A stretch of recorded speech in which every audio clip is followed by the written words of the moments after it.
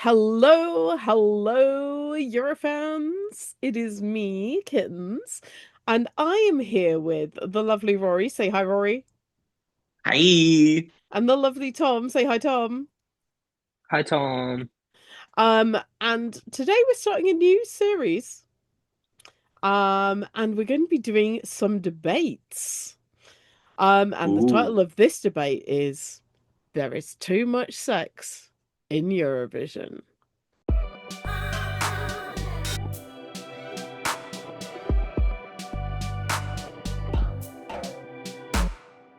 My two lovely people here, Rory. Rory is going to be saying that he agrees that there is too much sex in Eurovision.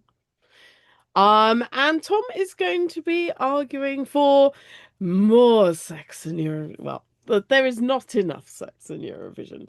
Now, do keep in mind, folks, this is a debate. It's not necessarily their actual opinions. These two just love to argue. So we'll be seeing how they go. We're going to be giving them 5 minutes each to kind of give their kind of side of the story, and then we'll be doing some very normal and definitely not any sort of fighting discussion after that. And at the end, it'll be up to you to whether you think Rory or Tom has argued their case the best. Right, I think we should go with Rory first. Rory, are you ready? I think as ready as I can be, I think, given the situation. So we'll go with it. Yeah. So Okay, you are arguing that there is too much sex in Eurovision, and you have 5 minutes. Go. right. So, first of all, hello to everyone watching, and thank you for coming to my TED Talk. To begin with, I guess just to kind of set out the scope of where I'm coming from here. Obviously, Eurovision itself is very much geared to everyone, right? And that includes kids, it includes older people, it includes men, women, non-binary people in the middle, anything you want to be, which is fantastic. But I do think that there could be a little bit too much when it comes to the idea of sex in Eurovision. Now, I'm saying this because back in the day, this is a show that's been going for 70 years. So obviously there's a lot of history going on here. Back in the early days, back in the 50s, 60s, 70s, there was no such thing as sex really when it came to Eurovision. And, everything was very prim and proper. Everything was very much this is a family show. You sit down and watch it with your old, like with your grandparents, with your children, and whatever. And it was only really in the 1990s where things really started to kind of come through, right? And not even in the 90s really itself. It was really towards the tail end of the 90s. So my thinking is that if anything, there's actually more history behind the non-sex part of Eurovision than there is in the current form. So in the post thing like that, there's only been about what, 28, 29 years thereabouts compared to the 50 years of there being no sex at Eurovision. And it didn't hurt that there was no sex back in the time. Then if obviously we're now in the modern era and we obviously all have to deal with the likes of various performances that really kind of push the boat and that are very ingenuitive and ingenious and all of this kind of stuff. But we do still very much rely on the old tropes of, sexy woman gyrating, also sexy man gyrating too. There's always a lot of it that is quite in your face, right? And it's led to some problems. There has been problems, for example, with Erika Vickman. She had to change her outfit in order to fit with the EBU standard. Ranella Hayati had to do the same as well. She had to change her choreography. And Chanel also had to change her outfit as well. And obviously, clearly, there is a problem because there's this whole thing about it again being a family show. You don't want to be seeing someone like basically shoving themselves in your face, right? And that's kind of something that could be quite off-putting for someone, especially, if you see that quite early on in the show, for example, especially when there are kids going to be watching, like again, like at what, 8:30. 9:30, depending on when you're watching it. Um, I think a lot of people would kind of be put off by that. And obviously, it's not just the women who are doing it too. The men are very obviously involved in this as well. For example, let's talk Achille Lauro, right? Let's talk Hatari. Hatari literally going out in BDSM outfits. And, other than that being the sake of their like visual style, what benefit do they wearing BDSM gear help to promote the meaning of their song? Do you know what I mean? Is it just being flashy for the sake of being flashy, right? And it also just kind of leads into this entire point that like the Eurovision nowadays is no more about the song than it is about the performance, because actually, it is still a Eurovision song contest. It's not a Eurovision performance contest. Yes, there is a huge, a balance to be struck between the performance and the song, but the performance is not the only thing. There One will minute. be something else. There will be songs and music and stuff like that, right? Music should come first, right? And so why do we need to have such over the top performances and stuff like that?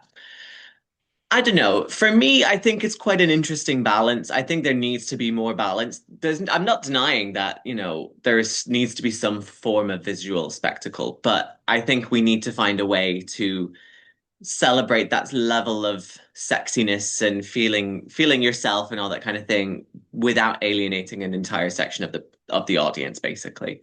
I don't know if there's anything like that, but that's where I'm standing on this debate. So that's me. Well done, Rory, and that is just within your 5 minutes. Well Thank you done. very much. Thank you. Good timing there. Excellent, excellent. Right, Tom, are you feeling ready to argue the other I side of think so. I this? think I think I'm ready to go.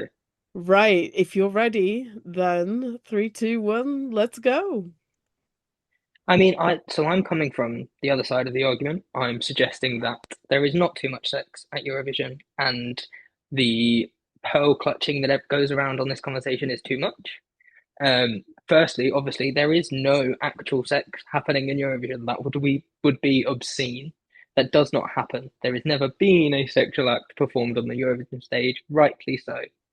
However, the argument that Eurovision is too sexualized is just flawed.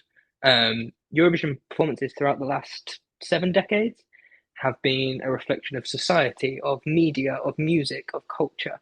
And to argue that there's too much sex in Eurovision would be to argue that there's too much sex in the wider culture, which is a completely different argument that we could have another time.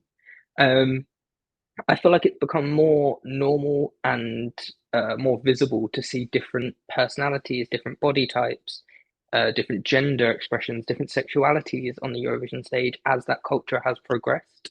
If you go back to the early days in the 50s, you didn't see that.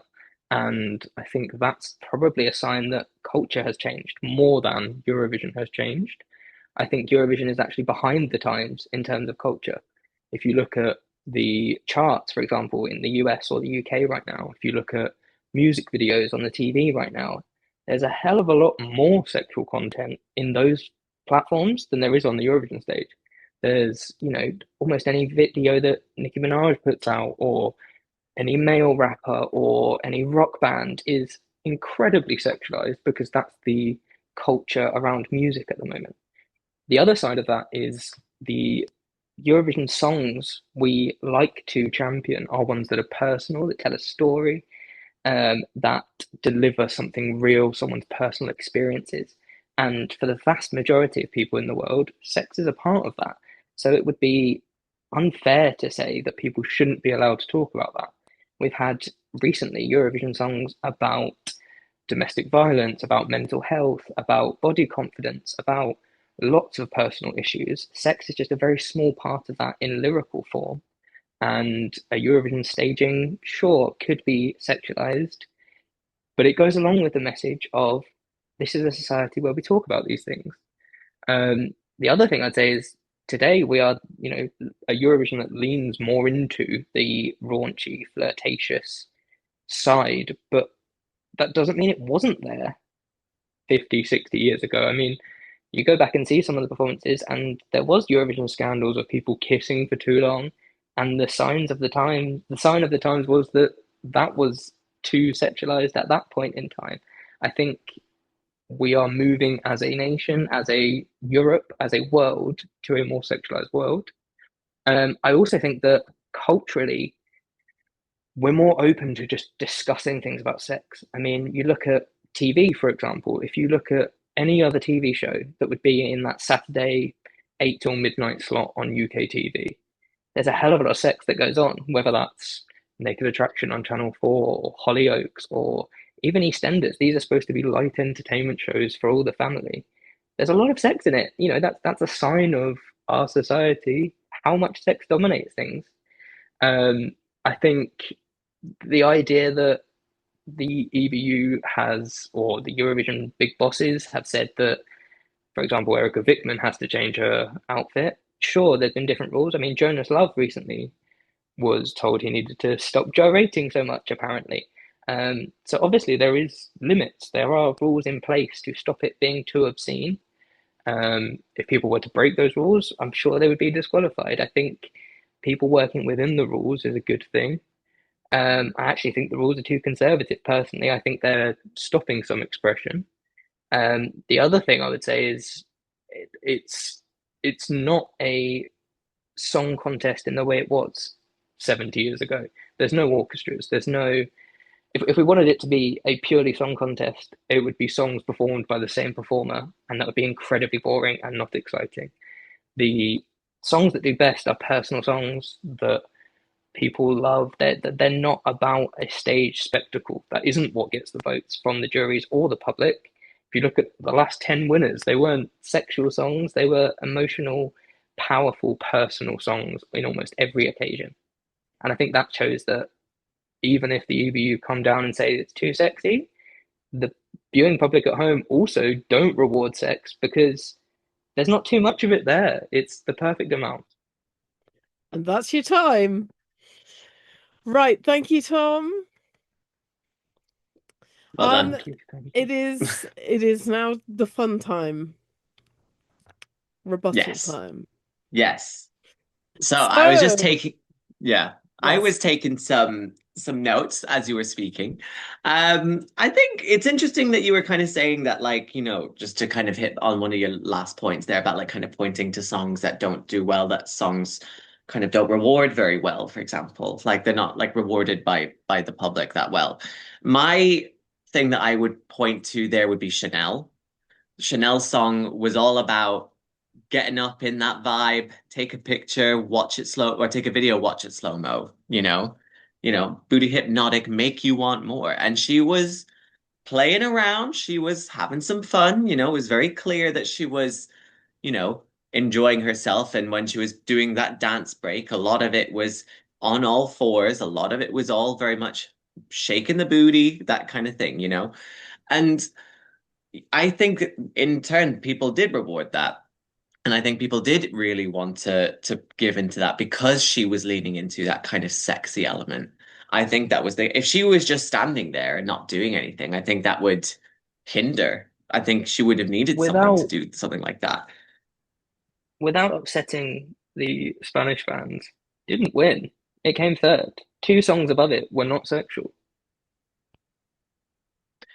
True, very true. But also, it was still, I would still argue, is probably one of the most popular songs from 2022 that is still played in a very regular base. It is still very relevant in the Eurovision fan circles, Mhm. to the point where if you go to any single Eurovision party, they will end up playing it at some point, and there will be people who will be going onto the floor midway through the song to try and attempt the choreography. Whether or not they do a good job of it, that's another story. But, you know, I think that in itself does show that they are, you know, using this level of kind of let me get up all up in your face as a means to attract people in that kind of way. And the amount of times I've heard people who've casually watched Eurovision and said, "Oh, do you know, oh, this one was so hot." Like Eleni Ferreira, for example, I heard so many people say, "Oh my God, Fuego was so hot. The girl who sang Fuego was so hot." they're clearly leading into the sexy girl element, if you know what I By mean. by So by yeah. leaning into it, by leaning into it, what can you define that for me? Because to me that's personal. People resonate with someone such as Eleni or such as Chanel being powerful and taking control of their body and being proud of their curves and their dance moves and what they've got to show. So how is that a negative and how is that sexualized and not just confidence? Why can a song like, for example, Fuego have to rely on gyration in its choreography and its choreography, for example? Why can the song not stand up on its own unless it needs that kind of So choreography? you think the choreography was sexual, the hairography was sexual, I or would the argue outfits were that is sexual? the well, I would say maybe a bit of column A and a bit of column B here. Choreography is the main thing that people will see when it comes to a visual kind of spectacle in that kind of Mhm. way. And if you're just standing there in the middle of the stage singing a song like Fuego, it's very much a mismatch. There needs to be some kind of, you know, what's the way to describe it? Like, there needs to be a match in some kind of way, right? So it needs to be coupled up in a way that kind of like highlights the sound of the song and the message of the song. And if your song is all about, let's go, I'm way up and I'm not coming down, I'm on fire, I mean, for example, also just even talking about this year, for example, we had Sarah Engels, just off the top of my head just there. And I don't know whether she needed a dance break in the middle of that, other than just to kind of, for the So sake of do her do song. Why you would she need something like that? do you think dance breaks are inherently sexual? Do you think dancing is inherently sexual? Do you think people in a club Not all the dancing time, to a popular chart song is all about sex? not always, but I would say So maybe that sorry, go on. I go back to my point of the music in Eurovision is a couple of years behind sometimes, but more recently it's a lot more contemporary, wider culture and wider music. If we want to talk about music's become more sexualized over the years, that's a huge debate. That's not what's happening. The music in Eurovision is, if anything, tame compared to the likes of Doja Cat, Nicki Minaj, some of the rock stars from the 70s, what they were doing. Going back to Elvis, Elvis was scandalous for gyrating on stage. This has always been a part of popular performance and music. And I think to argue that dance is inherently sexual and not just a form of expression showing off a admittedly sexy body type or tempting or what are the words I'm trying to look for? Flirtatious and raunchy performance, I think that's a different matter. That's not an inherently sexual thing. I think Eurovision is mirroring wider society and has every right to do so. If we want music to be successful, if we want the days gone by when Eurovision songs charted in the UK, we need to keep up with society in terms of Eurovision music. The UK could learn a few things. It's a very unlikely thing we'll get that. Well, you never know. Charting You music never in, know. from Eurovision in the UK, it's a very strange time to think about, you know. But But maybe that's I because it think in hasn't a kept way up. also, I think, sorry, go on. Maybe that's because Eurovision hasn't kept up with contemporary wider musical culture in its, topics and themes and performance and the modernity of some of the sexual elements of music. That's Eurovision is trying to grow and change every single year, but if we want someone to stand on stage and sing a song like it's 1957 again, that's not going to do well in wider culture. Hmm. I would argue then that when, in terms for talking points about Eurovision and things like that, and making it into the sort of zeitgeist about everything, my kind of rebuttal to that would be Miss Poland 2014, right? Mhm. Donatan and Cleo, Polish milkmaids. they are still recognized as one of the most iconic Eurovision songs from for a very long time, right? To the point that it was referenced in Liverpool. It was referenced for like several years afterwards as well. And again, like this whole thing, I mean, that was a song that got people talking. It was a song that brought sex into the fore because they sold the song on big woman with big tits, basically. And that's all well and good, but why do we need a song like that? Why do we need a tradition like that and a performance like that if the song is not going to stand up by itself? Are we having to lean on visual aids like that? And just to also mention as well, like we were talking about music videos and those kinds of levels. I mean, that music video in itself is incredibly sexual, right? It's all done in slight innuendos and stuff like that because obviously there has to be some form of rules to be brought in order to stay within Eurovision. But it was very obvious that they were leaning into, Slavic girls. We know how to use our charm and beauty. There is that feeling of they were very much leaning into this kind of look to kind of say, yes, look at us, we are sexy, you know? Um, my one rebuttal on the example of Poland that year is that came 14th. That did not win. And Rory, what song won that year?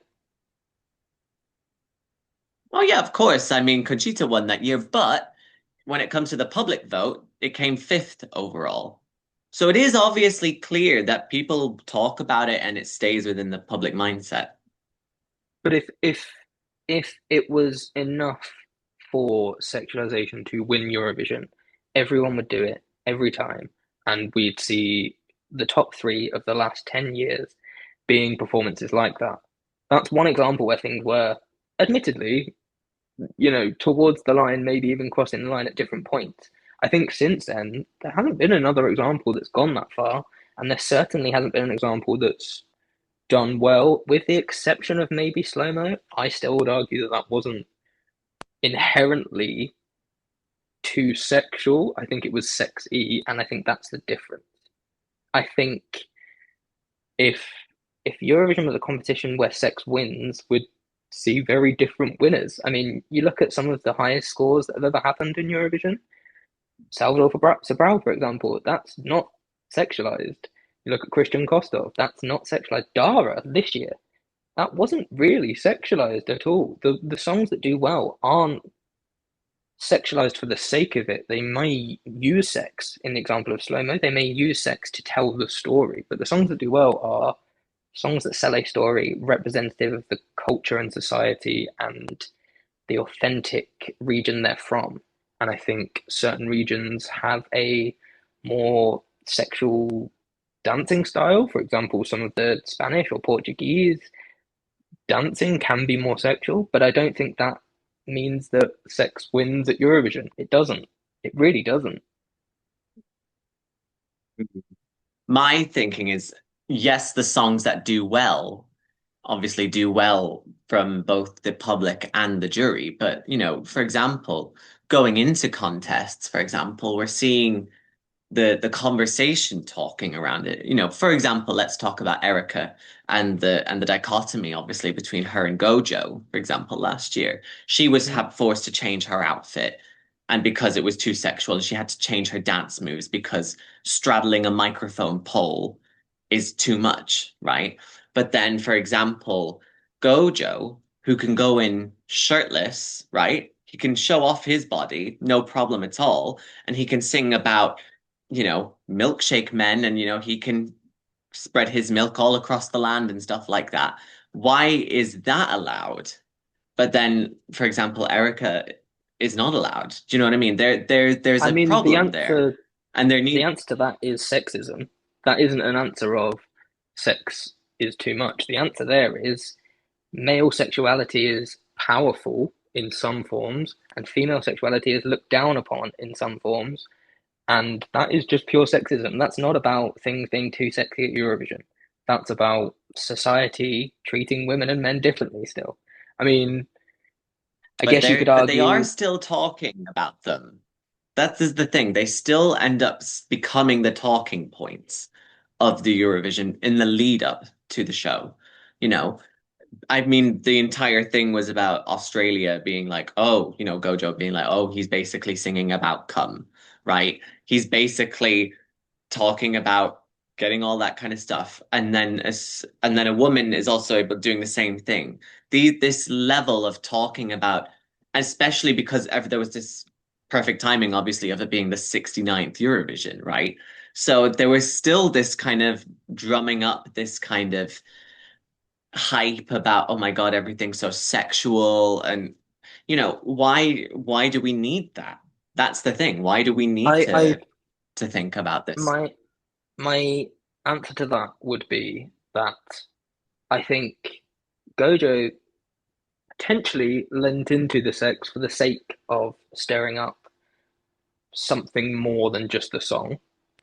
And Erika Vickman's song was more authentically about sex. And one of them did well, one of them didn't. And that shows where sex can be used in Eurovision when it's authentic, when it's personal, when it's telling a story about human relationships or personal enjoyment. In the case of Erika Vickman, it's about being real, and like it or not, sex is a part of human life and a part of relationships that the majority of people talk about, think about, engage in often enough that it has to then cross over into an art form such as music. It would be inauthentic I to would then try and also, police people.